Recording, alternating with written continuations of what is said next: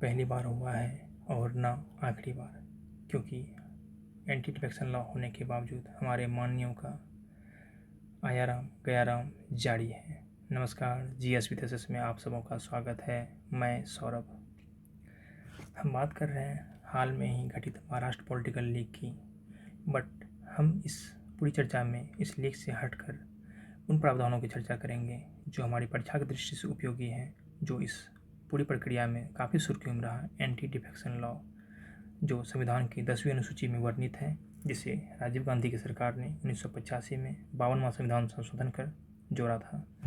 बाद में इसमें 2003 में 91वां संविधान संशोधन द्वारा इनके कुछ प्रावधानों को संशोधित किया गया, जिसमें मर्जर के लिए आवश्यक 1/3 सदस्यों की संख्या को बढ़ाकर 2/3 कर दिया गया। 91वां संविधान संशोधन में ही मंत्रियों की संख्या को 15% तक सीमित कर दिया गया। हालांकि दिल्ली के संदर्भ में यह केवल 10% है। आइए हम बात करते हैं एंटी डिफेक्शन लॉ के लिए क्या ग्राउंड है, वो किन आधारों पर डिफेक्शन के अंतर्गत सदस्य आते हैं। इनके 4 आधार हैं। पहला आधार है अगर कोई निर्वाचित सदस्य अपनी पॉलिटिकल पार्टी को स्वेच्छा से छोड़ देता है। दूसरा, अगर कोई सदस्य अपनी पॉलिटिकल पार्टी के व्हिप के विपरीत जाकर वोट करता है या अब्सेंट रहता है, तो उस परिस्थिति में भी उस पर एंटी डिफेक्शन लॉ कानून लागू होता है। हालांकि इसमें प्री कंडीशन यह है कि अगर सदस्य 15 दिन के अंदर ऑथराइज पर्सन से माफ़ी पा लेता है तो उस पर एंटी डिफेक्शन लॉ लागू नहीं होगा।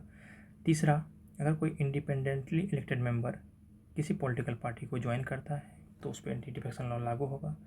चौथा, अगर कोई नॉमिनेटेड मेंबर नॉमिनेशन के 6 महीने के बाद किसी पॉलिटिकल पार्टी को ज्वाइन करता है तो उस पर एंटी डिफेक्शन लॉ लागू होगा और वह डिस्क्वालीफाई हो जाएगा। इन चारों परिस्थितियों में सदस्य डिस्क्वालीफाई हो जाएंगे, लेकिन डिस्क्वालीफिकेशन का जो निर्णय है वह पीठासीन अधिकारी द्वारा ही किया जाएगा।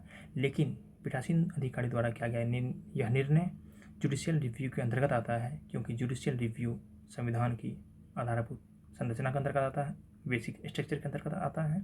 इसलिए पीठासीन अधिकारी की निर्णयों का जुडिशियल रिव्यू हुआ है और हो सकता है। धन्यवाद।